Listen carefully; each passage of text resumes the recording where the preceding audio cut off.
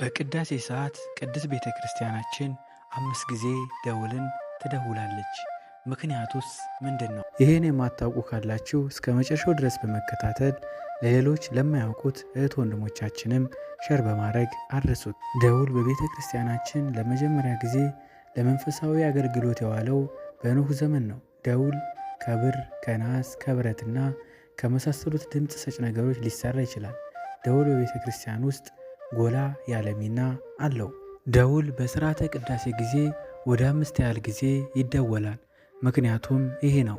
አንደኛ፣ ደቂቀ ነቢያት ለአዳም ስለተገባው የድነት ቃል ኪዳን መድረስና መፈጸም በጸሎትና በምልጃ መጠባበቃቸውን እንዲሁም ዘመነ ፍዳ አብቅቶ ዘመነ ምሕረት እንዲመጣ የአምላክን መወለድ ትንቢቱ የሚፈጸምበት ጊዜ በመናፈቅ አባቶች ነቢያት፣ ደናግልት በጸሎትና በልቅሶ መጠባበቃቸውን የሚገልጸው የመጀመሪያ የደውል ድምፅ ነው። ሁለተኛ የሚደወልበት ምክንያት ደግሞ ከነቢያት የልቅሶ የጩኸት ቀጥሎ የዘላለም የኪዳን በሆነው በንጹሕ በክርስቶስ በኢየሱስ ንጹሕ ደም ስለሚገኘው ዘላለማዊ ድነት መጥምቀ መለኮት ቅዱስ ዮሐንስ ያሰማ የነበረው የመንግሥተ ሰማያት መቅረብ አዋጅና ወደ ንስሐ ፊታችሁን መልሱ ብሎ ከበረሃ ጀምሮ እስከ ማየ ዮርዳኖስ ድረስ ያሰማውን የአዋጅ ቃል ታሳቢ ተደርጎ ሁለተኛ ደውል ይደወላል ማለት ነው። ሶስተኛ፣ በቤተ ክርስቲያናችን ደውል የሚደወልበት ምክንያት የወንጌል የሐዋርያት የሰባ አርድእት ለቅሶ ሐዋርያት ክርስቶስን በመከተላቸው የደረሰባቸውን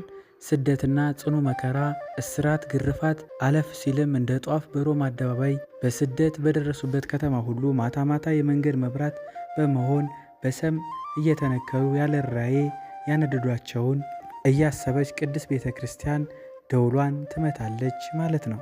አራተኛ፣ ደውል የሚደወልበት ምክንያት ደግሞ ሰው ጠላቱ የቤቱ ሰዎች ናቸው እንዲሉም ቃል ወንጌሉም የገዛ ወገኖቹ ጠላት ሆኑ፣ ለሞት አሳልፈውም ሰጡት። በዚያም የመረረችና የጨከነች ሰዓት አብዛኞቹ ደቀ መዛሙርቱ ሲበተኑ እስከ ቀራንዮ ድረስ እናቱ ድንግል ማርያምና ቅዱስ ዮሐንስ እንባቸውን እያዘሩ በዕፀ መስቀሉ ስር ያሰሙትን የመረረ ዋይታና ለቅሶ በማሰብ ዛሬም ቅድስት ቤተ ክርስቲያናችን ደውል ይደወላል። እግዚኦ አድነነ፣ ተለመነነ፣ ይቅርም በለነ ይባላል። አምስተኛው ደውል የሚደወልበት ምክንያት ደግሞ የዮሴፍና ኒቆዲሞስ ለቅሶ ምሳሌ በማሰብ አቤቱ ሁሉን የምትገዛ የዘላለም አባት ስለ እኔ ስትል ሞቴን የሞትክ ስለ እኔ ስትል መራራውን ጽዋ በፈቃድ የተቀበልክ ዘላለም የደም ኪዳን የከለልክልኝ አይሁድ ወገኖችን በሆሳዕና ማግስት ጨክነው በመስቀል ሞት አሳልፈው ሰጡህ። ወዮ ለእኔ ጌታዬ እስከ ፍቅሯ ጥግ ረቡን ያለች መቅደላዊት ማርያም እንደምን ሞትክን አምና ተቀበለች። ያስ የሌሊቱ ተማሪህ